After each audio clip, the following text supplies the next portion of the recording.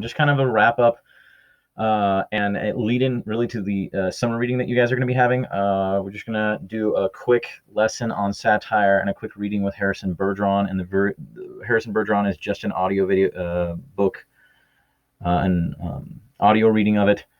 And I'll also attach an actual the actual short story so you can follow along there if you wish. But a little bit on satire. First off, the question we have here is what literary device are we seeing here? And if you're not familiar with this is a skit from Saturday Night Live, and that's Chris Farley on the right-hand side there, and Patrick Swayze, I believe is Patrick Swayze, yeah, on the other side, who was in a lot of movies and dance movies and Roadhouse, things like that. And they're auditioning to be Chippendales, so male strippers here, and clearly one of them is less qualified than the other, and so in a way it's making fun of the expectations going on there. And then we have this one, a little old age political cartoon, but we have the young George Bush looking at a Foreign Policy for Dummies book. Lots of political cartoons out there for pretty much every president. It's just one that came out. So what we're really looking at is satire, right? A literary mode based on criticism of people in society through ridicule, irony, exaggeration, and several other techniques are almost always present. And so it's meant to have social commentary or poke fun at human nature. There's a variety of different things that satire is used for. It might simply just be tired and tropey, storylines and processes. I mean, if you think of Shrek, is a great example of satire, as it's making fun of the traditional fairy tale story, and even Duloc as a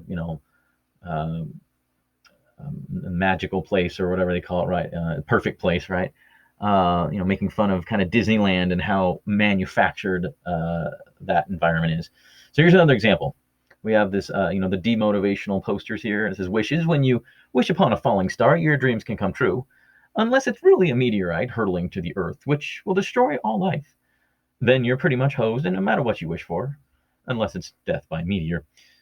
And so kind of that tongue-in-cheek humor, sort of satirical, making fun of those who wish upon a star and hope that something will happen. And obviously it's kind of deflating such things. But then we have this, and if you're not sure what this is Weekend Update with good old back in the day when Jimmy Fallon and Tina Fey were on, and they used to do this, kind of spun news for the sake of humor and a little bit of commentary on there, just kind of demonstrating how silly politicians and certain kind of news things are.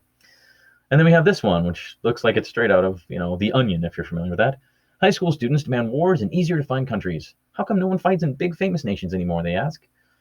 And there's a whole pile of stuff from The Onion. One of them was, a person who was enamored with the spark notes of a story and was just so taken by the character analyses and descriptions, and can't wait for the spark notes to come out for the next story by that author or something, like, and the fact that they've never actually read the book is part of what they were making fun of. Or there's this one, right?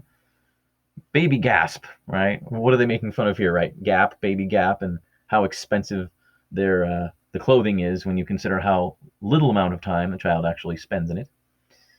Right? And so satire is something that we see all over the place, everywhere, and especially as we've increased, in a more political environment. You see it in some ways with John Oliver and those kind of guys, but all of these different movies, and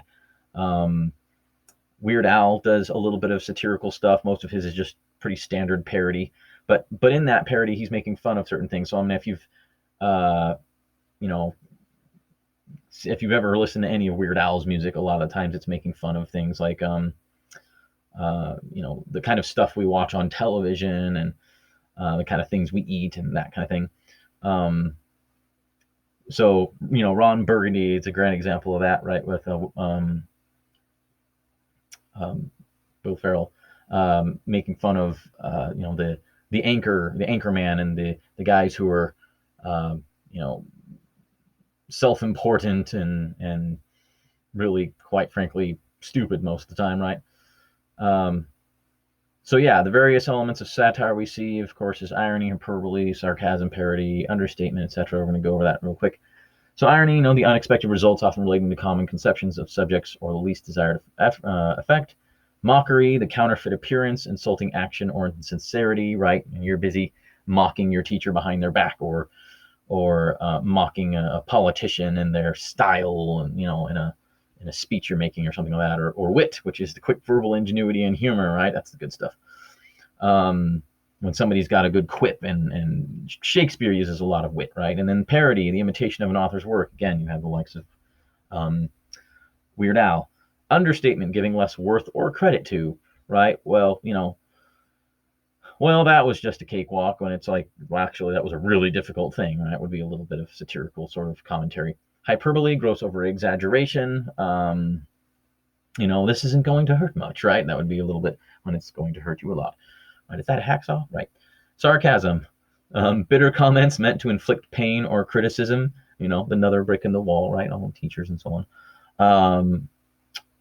And a very common way of humans in general to communicate with each other when they're not happy with the status quo or the circumstances, whatever it might be. And then there's, of course, metaphor, comparing two unlike things. And sometimes metaphors can be satirical as well. If in Jonathan Swift's A Modest Proposal, I guess you could argue there's a little bit of metaphor in there in terms of like the kind of solutions that were being offered to handle population control, and Swift just goes, "Let's just eat the babies," and you're like, "Wait, what?" And in some way, he uses metaphors in that to draw out the lunacy, essentially, of some of these suggestions that are being made. So there's a whole bunch of different kinds, and you're going to be coming across satire in some of your summer readings, so that's part of what we're doing with this. But we're also going to be looking real quick at Kurt Vonnegut's Harrison Bergeron, which is an awesome story and quite an interesting social commentary. So we'll leave it at that for now. Go ahead and listen to the Harrison Bergeron story. Just kind of pick up some of those elements, and there's a couple questions to go with it.